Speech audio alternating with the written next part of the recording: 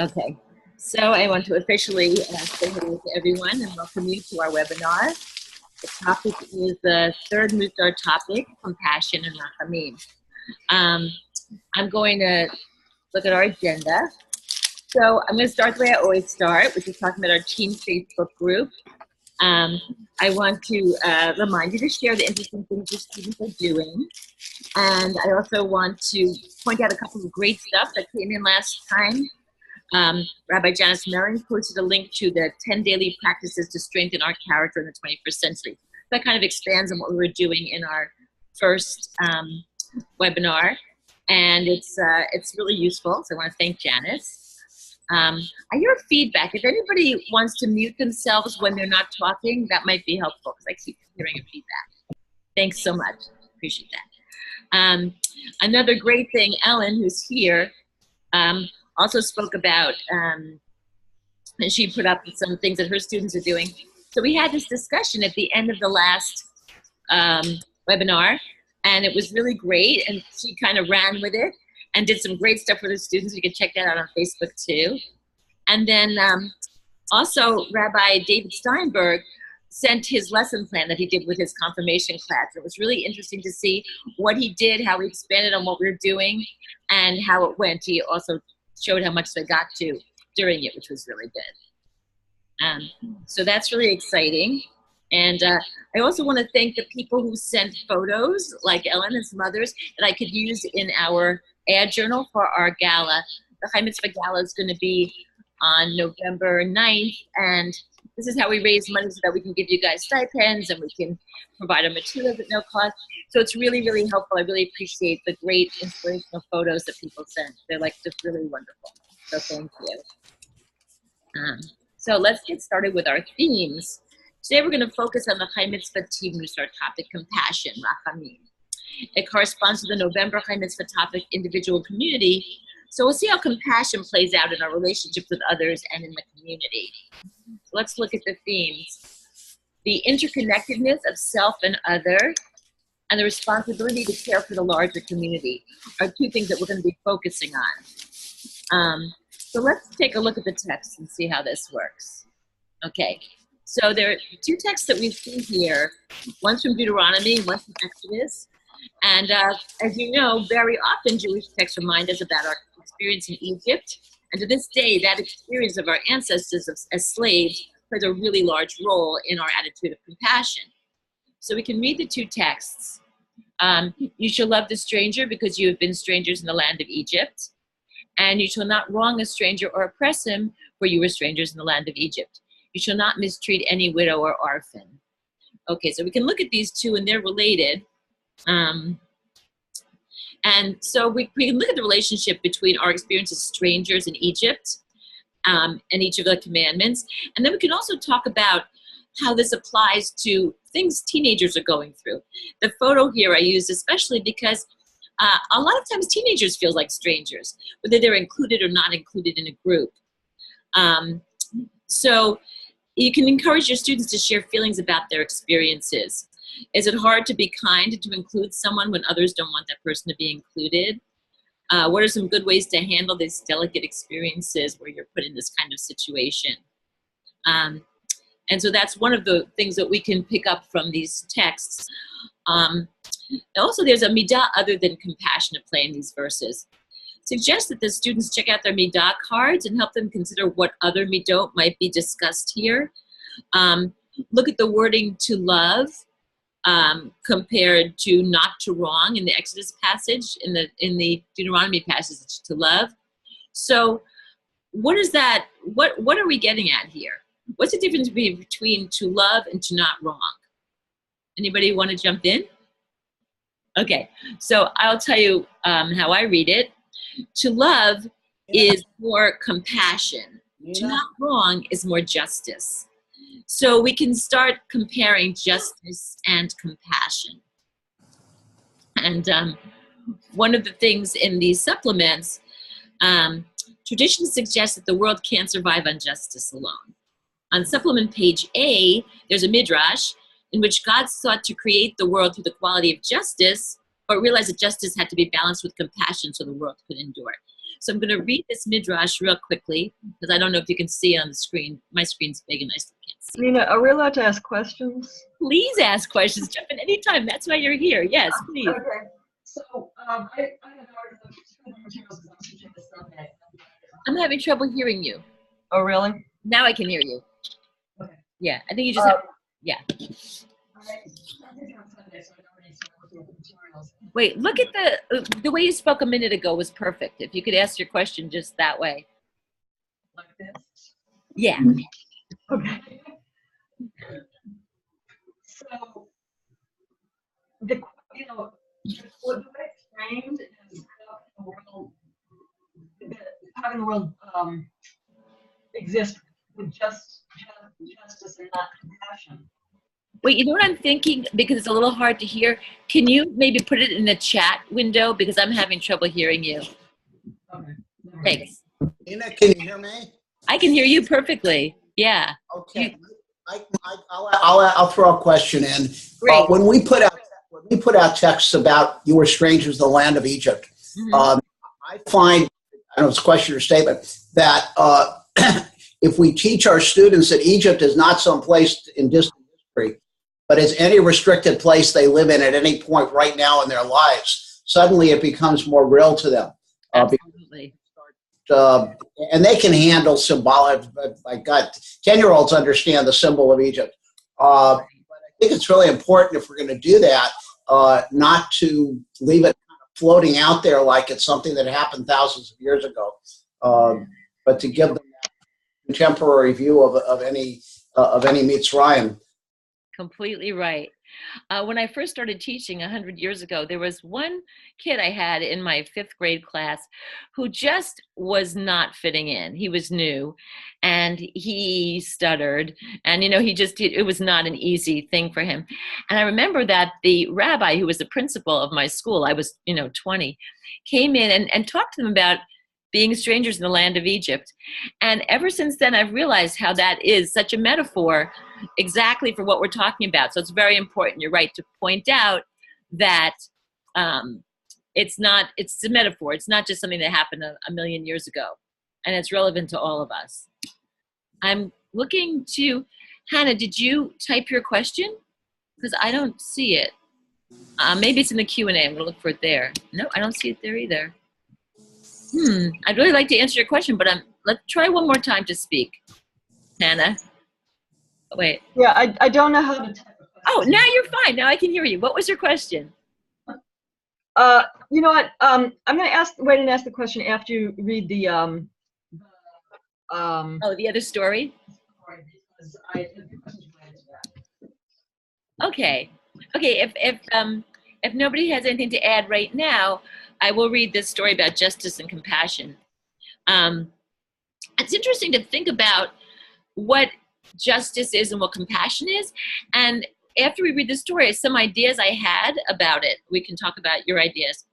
So the Torah says that in the day that Hashem Elohim made the earth and the heavens, why does creation begin with the divine name Elohim, like Bereshit bara Elohim and Hashemayim v'et haaretz, as the creator, and then with 2 names?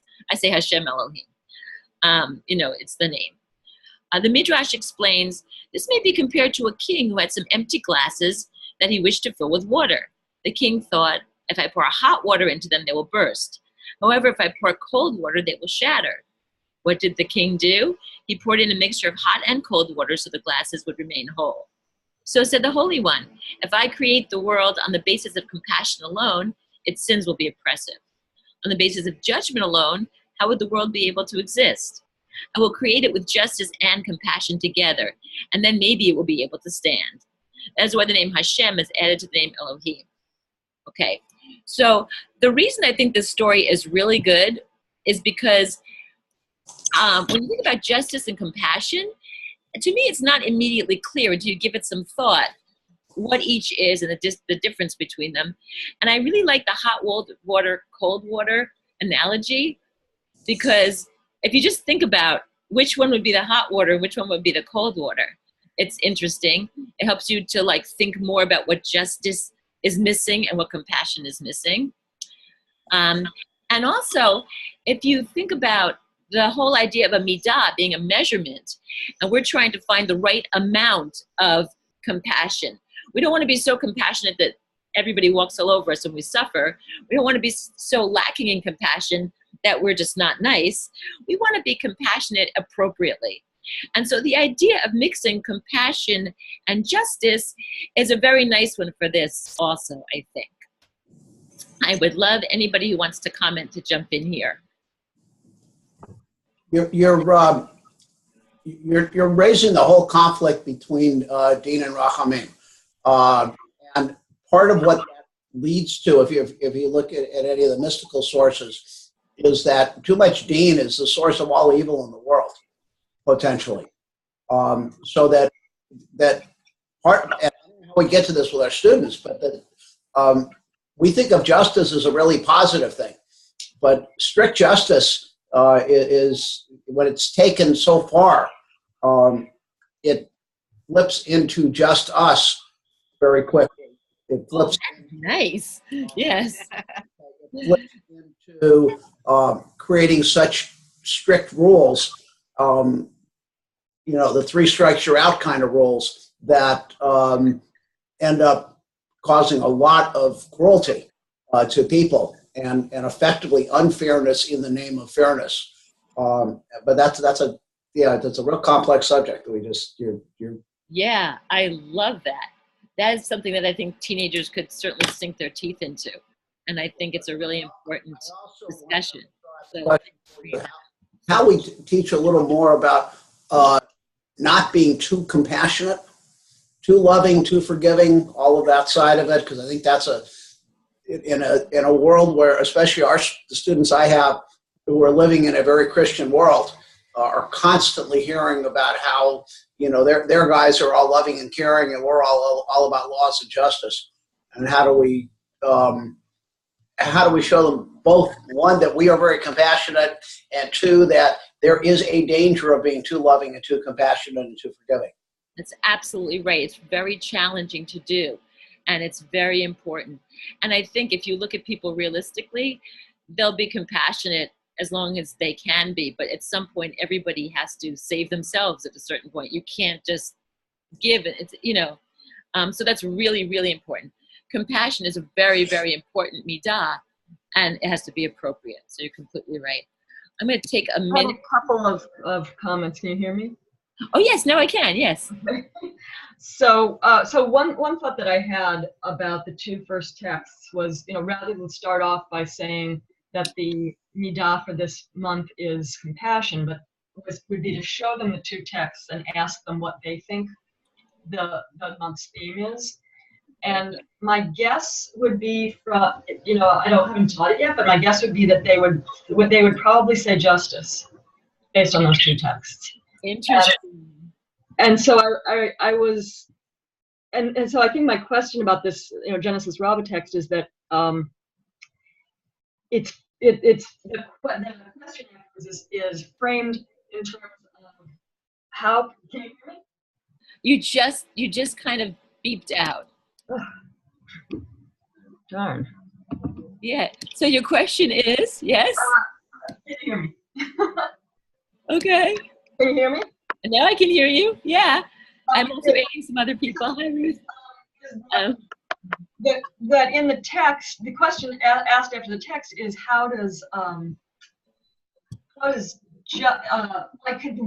why can the world not survive on just justice? It feels like it's more focused on the justice part of it, and yet the midah is supposed to be compassion. Well, that's really good, because I think justice and compassion can very often be confused, and I think that's part of what we have to talk about here, because kind of being compassionate is being just in a certain way, because it's right to have compassion. So it's a really interesting comparison, and I think it's a really important conversation to have. What is justice and what is compassion? What's the difference between the 2 midot? I also see that there's a comment here from Judy. I think about the political commentary about justice having people of different heights all on the same level, and another panel on different size pedestals that makes everyone the same height. Oh, that's really beautiful. Yeah. Yeah, that, do you want to elaborate on that? I'm going to unmute you because I think that's really amazing. Judy? Oh, well, she's not answering. So I think it is, or maybe she doesn't have a microphone. But yeah, that's a really interesting discussion to have also. And it relates so much to what we are doing nowadays. We have a lot of things legislated that used to be just considered fair or compassionate. And it's very interesting to see in our current political climate what how that falls. So that's a very political discussion to have with your teenagers as well. So I would be, oh, no, Mike. Do you want to type anything else about this? It's so interesting. It's really great. I'm really glad that you shared this. I think it's important to remember that because it brings what we're talking about, compassion and justice, into a whole nother light, like being legislated. You know, justice doesn't mean equal. It means giving everyone the opportunity they need or deserve, which reminds me, did anybody look at that amazing video that was shared on our Facebook page about the race where these college students are on a line and their coach says, okay, everyone who has 2 parents, take a step forward. It's unbelievable, and it relates very much to this. Justice doesn't mean equal. It means giving everyone the opportunity they need or deserve. So I would suggest showing that video and having this discussion. And I'll put a link to it just in case. I think I might have put it in last month, but just in case I'll put it again because it's really applies to this and it's really important. Points up that all can't be done by justice alone. Compassion is needed with it. Yes, that video is about privilege. It is about privilege, but one thing the coach says at the end that I love, he says, we all have to run the race. You just have to be aware if you have privilege. And I think sometimes we think that you don't have to run the race if you don't have privilege, and that's not really true. We still all have to run the race. It's just that we have to be aware that some people may not have the same privilege as others. So I think that's important. Is there going to be a separate one on justice? I haven't looked at all of them, but no, because I still, even in this conversation, I still feel like we're mostly talking about justice, and I'm losing the compassion part of it. Well, let's go ahead and see if we find some more compassion, because we should be discussing compassion. And I think that they're very closely related, and I think that's very important what you brought up. So, let's go and talk about what comes next, because it turns more into compassion. Okay, so, oh wait, another thing I was going to say about what we just stopped though, a debate between justice and compassion. One of the things suggested in the materials is have Jonah debate Ruth. Jonah only wanted justice. He was really upset that God forgave the people of Nineveh, whereas Ruth was like all about compassion. But I think even for teenagers, if we can think of, and I could not think of one, but hopefully you can, a video or people who are right now known in the current climate, if there's anyone who could have this discussion, who could compare justice, have a debate between justice and compassion, I think that would be a really interesting thing to do. It's one of the suggested activities, and I think, contrasting two people debating this could be very interesting. All right, so this from Pirkei Avot, this text I think is going to give us a lot more of a highlight on compassion. One's compassion should extend to all creatures, and one should neither despise nor destroy them. For the wisdom above extends to all of creation, inanimate objects, plants, animals, and humans. So here, I think it's a little bit different because we don't have the same kind of justice. We don't have, or we didn't have laws protecting animals for a long time. This law is from the 16th century, this text, I mean.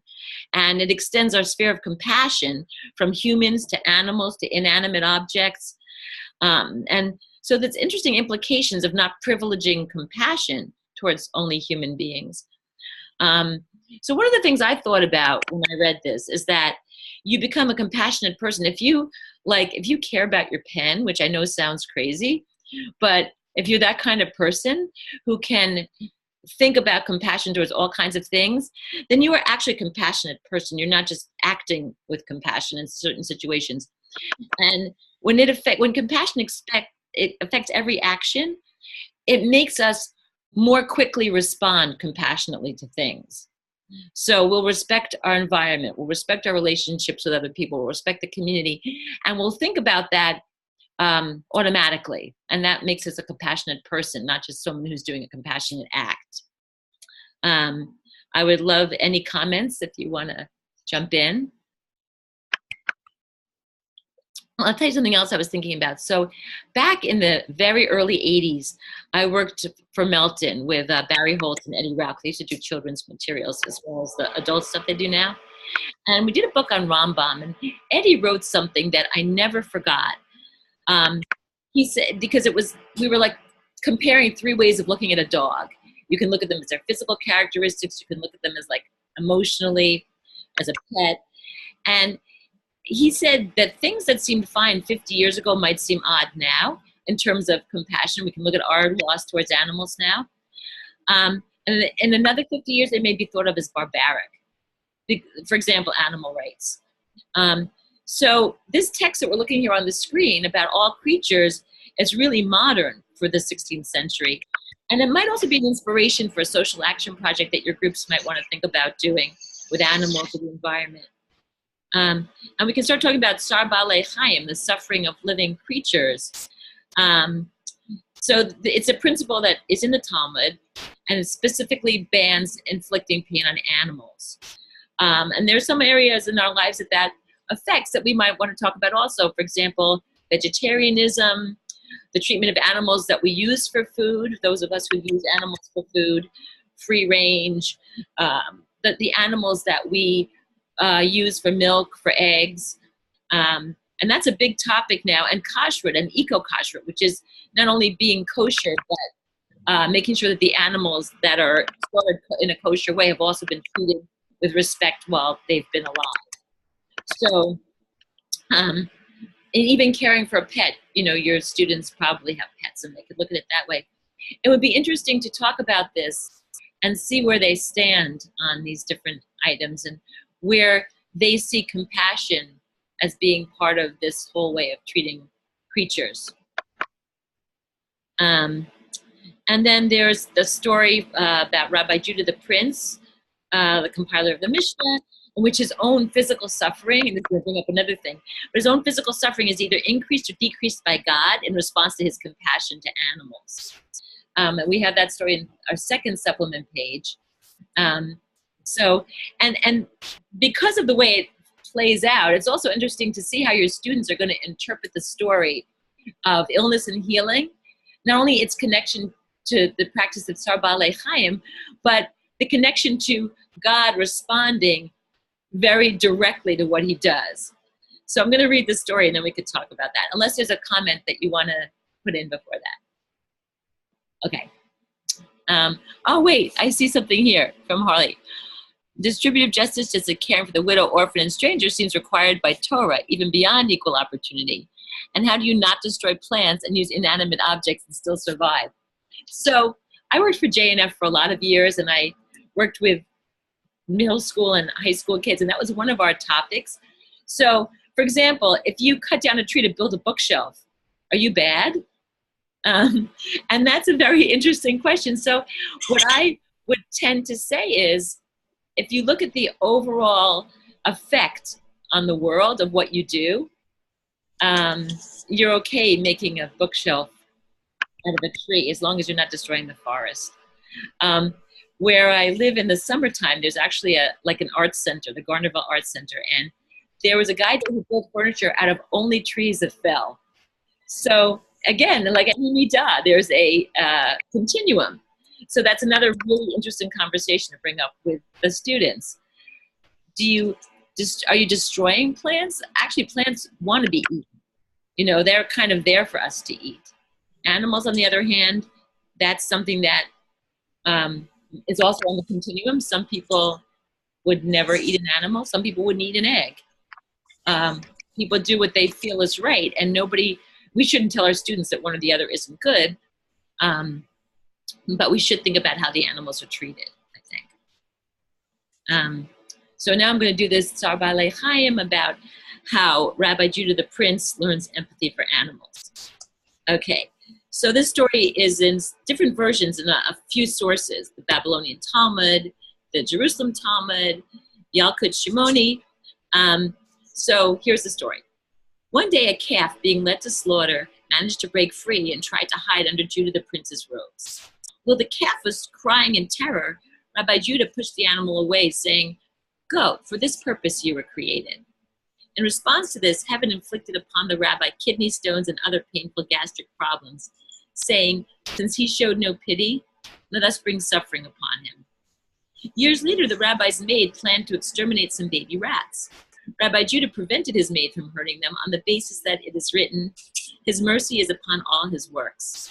For this, heaven took him from his gastric problem, saying, "Since he has shown compassion, let us be compassionate with him." So there's an implied belief here in the story that assumes that our own capacity for compassion is related to our physical well-being.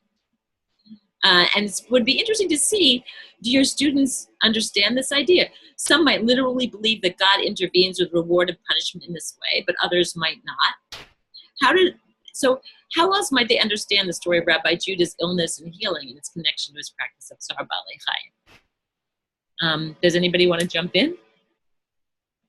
Well, I'll start with my own reaction, because I've obviously seen both ideas. I think that in matters like this, it's a matter of spiritual interpretation, and seeing God's actions is sort of within a person. The same thing could happen to two people, and one could see it as an act of God, and one could just see it as random. And I think that people are going to believe what they're going to believe, but it's a topic to bring up, and there's no right or wrong, but it's something to talk about and think about. Does anybody want to say how they feel about it? Oh, wait, we have to unmute you, Bonnie. Hold on. Here, hold on. Unmute. Okay.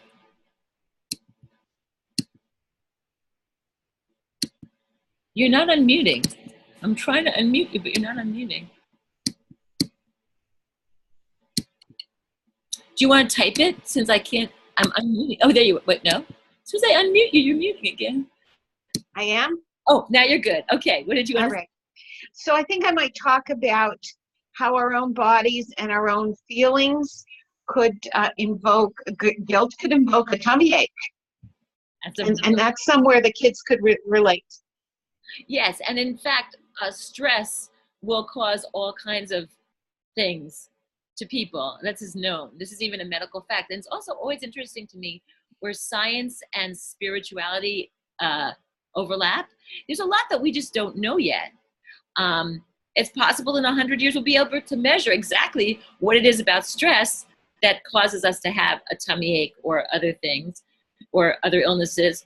And that's a really, really good point and a really good way to handle it. So thank you.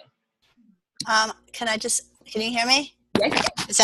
Yeah, I just wanted to say that, now animals are being used a lot, for therapy and to help heal people. Yeah. And it just seems that every time I'm around an animal, I just get good feelings. There's things that change in our body chemistry. That's true. And they've even done studies and such with people who are older, and I don't know all the science, but there is something that a lot of things we don't know about animals. And so when we accept an animal into our life, it may do something for us more than spiritually, actually biochemically, physiologically. So that's another way of perhaps looking at it as well. It's true, and that's even being recognized more these days because, people animals are allowed on planes for people who need them, and insurance will pay for animals in certain ways, and animals are trained to be therapy animals. So that's a really good point. And that's another example of how things have changed. Right. What's gone on. Well, that would be a good point of connection, for the kids. Exactly. They understand that. Yeah, and when we're talking about compassion, animals can have compassion for people. There are lots of examples of that. Mm-hmm. There's a lot of really incredible videos too now I've seen. Right. You You know, could all of them, and you could spend hours yeah. because it's great. But animals don't know about justice. They don't have law. But they do feel compassion. Exactly. Right. So Yeah. if you go back to the compassion part, they show extreme compassion not only to other animals, but of course to human beings. Right, exactly. And not always to their own species either. You always see stories. So it's interesting too. So maybe we can derive from this that compassion is more a spiritual thing, whereas justice is more a whatever the opposite of spiritual is, more of a measurable thing. Mm-hmm. It's also justice, I think, is also brought hierarchy down, where compassion is inner. It's not it's not an external force telling us what's right and what's wrong. It's more how we feel of what's right and what's wrong. And that's probably brought more from our upbringing and our values and our Torah and our midot and our Mussar and all that kind of stuff. Yeah, I completely agree with you. And I think that's a really good point to have in our heads when we're talking to the kids. So that's going to help us. Nina, I think Ruth just pointed out something really important, that if you compare the Talmudic Jewish approach to judging life, we start with the individual and kind of work our way out.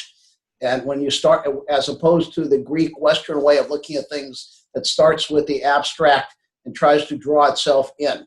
If you start with the abstract, as Ruth just said, which is justice, you tend to discount the individual situation. So you discount being empathic for the particulars of their setting. Whereas if you start with the individual, you're always being empathic, you're always caring and being compassionate. The downside is that your rules and regulations are going to be really muddy and fuzzy. You just can't be, you got to give up the clarity to have that. But Ruth is exactly right. I think that's a really big distinction between, if you have to Jews versus the Western world, is exactly what you just raised. Yeah, that's a really good point. Good point.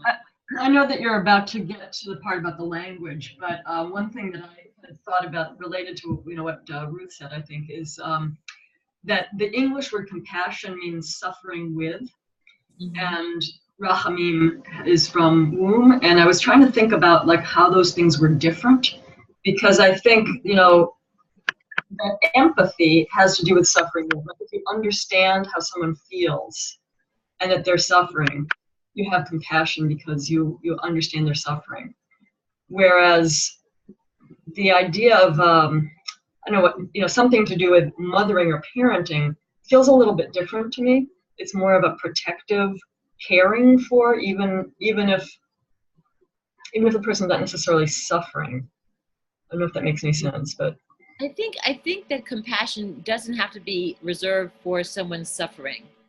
I think compassion might be something that you have even when someone's not suffering. Like you could share someone's joy, like, wow, this person just won an award and I'm so happy for them, or they just got married or got a new house or had a baby or whatever, something wonderful happens. And I'm wondering if compassion only extends to when something bad happens, or if compassion can be because I know as a parent, Rachamim, I don't think of Rachamim as being that way, but it does come from the word for womb, and I think that's possible that, when our children suffer, we suffer, and maybe feeling that way about another person who's suffering is compassion. But I wonder if there's also empathy or seeing the bright side of something and feeling really excited for someone the way we would for our children if something great happened. Maybe there's a question of the difference between empathy and compassion. But I think what I was trying to get at was that part of the reason for doing these classes is to understand what's uniquely Jewish about these concepts. So if you use the English word compassion, that's not uniquely Jewish. But if you're using Rachamim, to explore, is that different in some way? from the English word compassion. That's interesting. So comparing Rachamim and compassion, like just the translation. Yeah, and do they have a different sense? And is there something unique about the concept of Rachamim? That's a really good thing to point out. There are a few words like that I find. So like the word kavanah. You ever try to translate that to someone who doesn't know what it means? It's really hard. So I think this may be a similar thing. And that's another really good point, because we are talking about what is Jewish about these midot. Although I also think that it's important to know that these midot can be applied to people who are not Jewish. It's just that we've studied them and we think about them as Jewish. And they're a core value in our identity as Jews. Right, and we're learning texts that help us think about them. So we're seeing them, obviously, they are Jewish. But it's interesting because I'm sure that we can apply these to people who are not Jewish as well. Anyway, so I'm going to go to the next one because it's very Jewish. It's Sim Shalom. And this can be found in the Amida. Sim Shalom Tova V'racha Chen V'chesed V'rachamim Alenu V'al Kol Yisrael Amecha. Grant to us and to all Israel and to all the world peace, goodness and blessing, grace and kindness and compassion. So we look at this, and there are a few nice related words in here, and they're all different midot. Tova, goodness; bracha, blessing; chen, grace; chesed, loving kindness; and rachamim, compassion. So we can discuss the similarities and the differences between the different terms. Like we weren't having enough trouble discussing justice and compassion, we can now compare these. Especially, I think, so I was thinking about how to do this, and I was thinking that you look at your actions. If you're in a situation, what would you do to show goodness? What would you show to show blessing, grace, kindness? Like you would act slightly differently, and that might help to see the difference between these different midot. Especially the difference between chesed and rachamim is interesting. So it'll be interesting to see what we come up with. I mean, it certainly is good to have compassion, but you can be good without having compassion too. I mean, sometimes there's tough love, and that's a good thing. And you could even argue that maybe tough love has compassion, but you're certainly acting a different way than you would if you were just empathizing and trying to make somebody feel good inside. Well, tough love is actually showing compassion probably in one of the hardest ways possible. Because Yes. You can't break down and hug and kiss, and you have to say, no, I'm not. And therefore, it's even harder for you to be compassionate because it's against what you would do, your instincts. Exactly. So and I don't know if teenagers are able to understand this or not. It'll be interesting to see where your conversations go. I don't know what teenagers think about tough love. I think they might appreciate it when they get to be young adults. I'm not sure if they appreciate it as teenagers. It would be interesting to see. But that is something that also comes up here. And as we were saying, God's compassion is described as the mercy of a parent towards a child. Rechem means womb, and it's obviously from Rachamim. God is called Harachaman and Rachamana, the merciful one. In rabbinic tradition, we refer to God as Av HaRachamim, the Father of compassion. So it's interesting to see the different names of God and discuss with the students if they've ever experienced God's compassion, if they feel they've experienced God's compassion. I think that sometimes we just need to recognize it. Sometimes it's not obvious. Well, I think also the teenagers or the kids now, with all the flooding and all the natural disasters, and now with the terrorism in New York and everything, I think a lot of them are questioning the rachamim of God. Why are these things happening to good people? And if he is Av HaRachaman, then where is his role, and what is his role? And I think that's a very important thing here and now. Yeah, and it's a very hard question to answer. Very, very hard question to answer. Actually, I'm not so sure about that. I wonder, Ruth, if you discuss with your students the response that's happening, whether it's in New York, in Northern California, in Houston, any place that's had one of these disasters or attacks, the amount of compassion that is coming out of people in response to these actions is really pretty astounding. And that's, Harold Kushner's answer to bad things is a combination of compassion and outrage, or indignation at the injustice and compassion for the suffering. And the level of both of those has been very strong. And if that's God's presence, that's where the Av is coming in to our world. Maybe they've heard lots and lots of stories about people, not doing the initial action, whether it was done by a human being or whether it was a so-called natural disaster, which is an act of God, which is a whole nother discussion. But the question of what are you seeing in the response to these things? And you're seeing both. You're seeing compassion and you're seeing indignation, rage. Although the second one, unfortunately, is going to get you on all the controversial subjects. Whether it's terrorism or it's gun control. Those are both examples of people's outrage about it. But the outpouring of support for the victims, what people are doing for Puerto Rico right now, for other places like that, is really great examples of God's presence. Yeah, it's interesting. I think that there's certainly in natural disasters is one thing. The Hasidim always say that a disaster is an opportunity. It's an opportunity to be able to express your love and help. So you shouldn't look at it as a bad thing.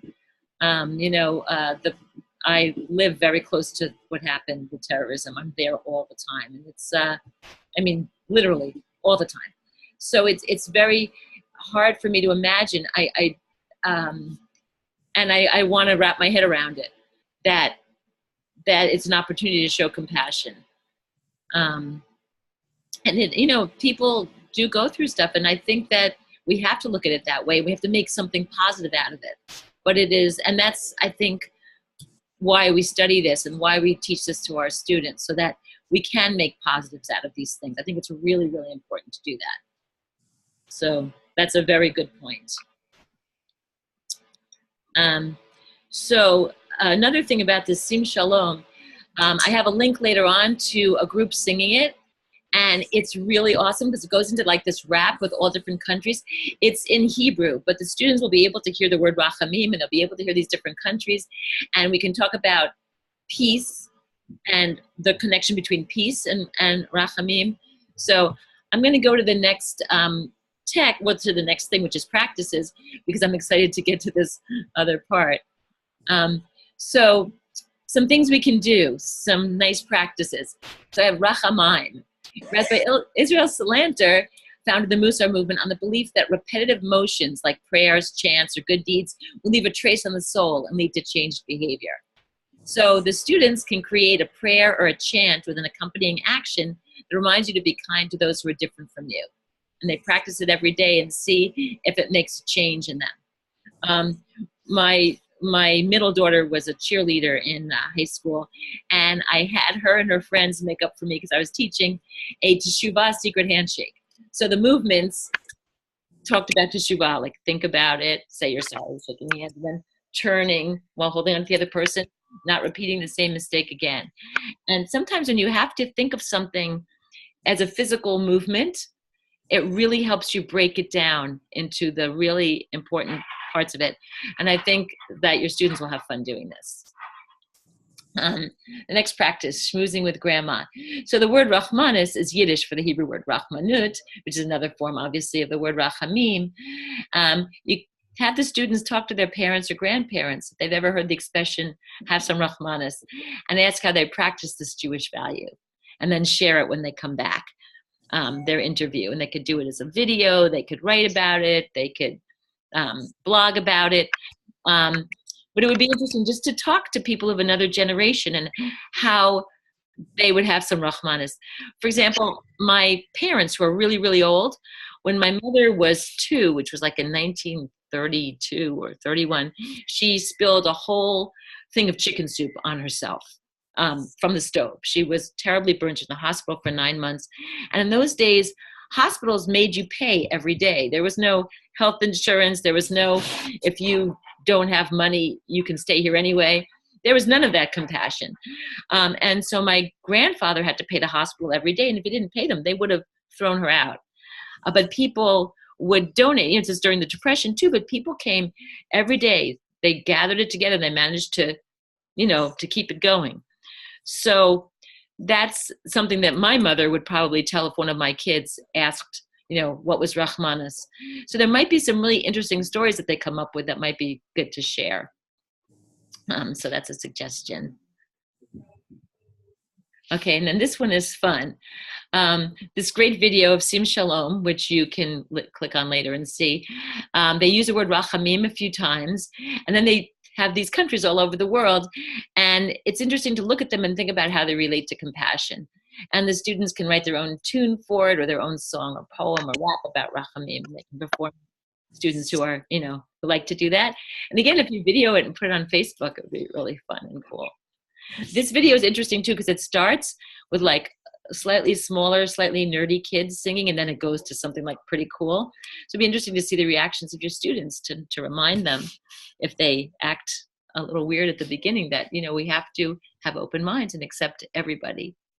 The place that my daughter teaches, the principal he's a man, but he wears colored nail polish. And it's very interesting to see how these students in Park Slope have to learn, because they, you have to accept people for how they are. And it's just like it's a wonderful example of how these days we are teaching people to be more accepting and more open. And I just think it's really important. So this is a good video. It's fun. And then some social action links. So repetitive social action has been thought to lead to deeper compassion. For example, regular visits to an animal shelter or regular visits to a soup kitchen. And the links on the screen are good suggestions for social action. You probably have some going on in your community anyway, or your students might come up with something because we're talking about animals and we're talking about the environment and compassion and how we fit into the world around us. HIAS is very interesting because, it was originally started to help with Jewish immigrants, and now they rescue refugees from all over the world. So if you look at its missions and values statement at their website, you can see how its work connects with the passages we talked about in the beginning of the of the webinar, of Exodus and Deuteronomy. And how we were strangers and we were helping ourselves as strangers, and now we're helping new strangers. And the next thing is interesting. Karen Armstrong is a scholar whose work is on the interconnectedness of world religions, and she won a TED Prize in 2008. She won $100,000, and she started a movement on the interfaith value of compassion. So we're talking about compassion through a Jewish lens, and now we're talking about compassion as an interfaith value.